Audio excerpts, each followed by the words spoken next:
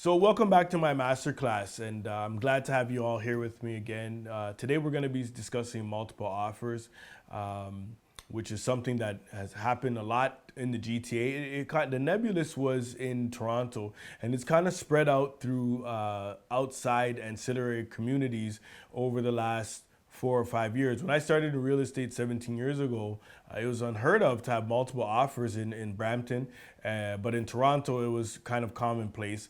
But those procedures have kind of matriculated out to the suburbs, and now you can see it's normally commonplace. It's quite pervasive.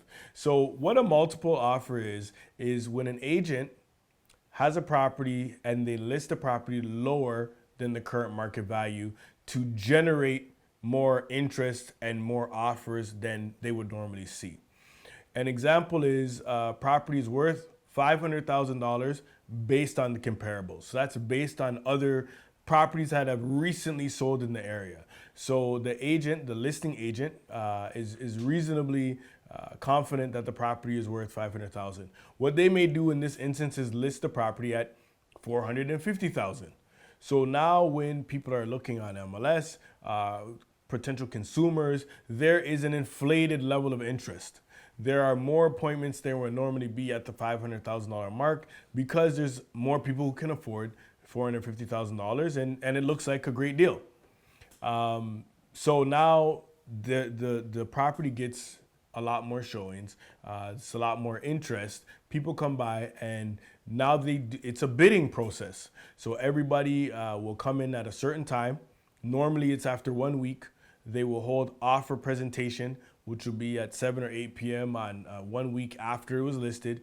And everybody who has an offer will bring that offer at that time. And the listing agent's hopes is they will get over the $500,000 mark they felt the property was worth, because now they have multiple interested parties who now are in a bidding war. They are fighting against each other to get this property that they've fallen in love with, that they thought was $450,000, that is now going to go for more. Now, depending on where your position is in this, is whether you believe it's good or bad.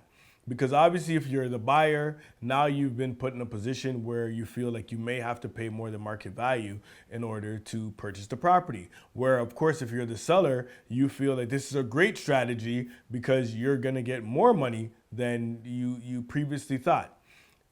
However, this whole process can sometimes not work out for the seller. So it's not a foolproof procedure, because a lot of people, when they find out that there's going to be multiple offers on a property, they refuse to offer, they refuse to even look at the property.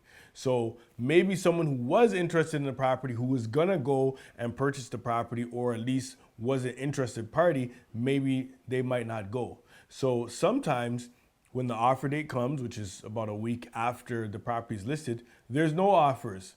And then the selling agent now has to readjust their strategy and list it back at the initial price, in this example, $500,000. But now the property has been jaded just a little, because people have seen the property. It's been up on the market for a week. And now the question becomes, well, what happened to all the other offers? You didn't get any other offers. So you have to be very careful when you're dealing with multiple offers, whether you're the buyer side or the seller side. And you need a seasoned agent to make sure they know which properties to do it with and which properties not to.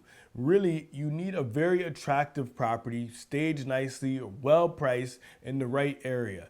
Every property is not set up for multiple offers, just certain properties. And if you're the buyer, of course, beware making sure that you know what your walkaway point is. If the property is worth $500,000, then that's what you should pay.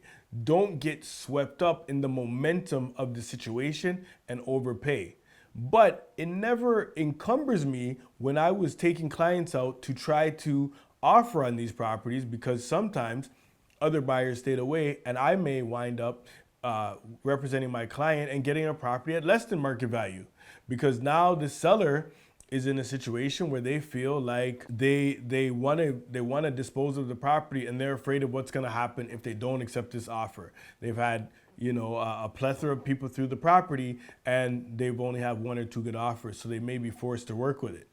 So it's always best to know what the value of the property is, base your decisions on what the property value is, and not based on emotion when you're dealing with a bidding war. So whether you're buyer or seller, there's pros and cons to both. Be aware.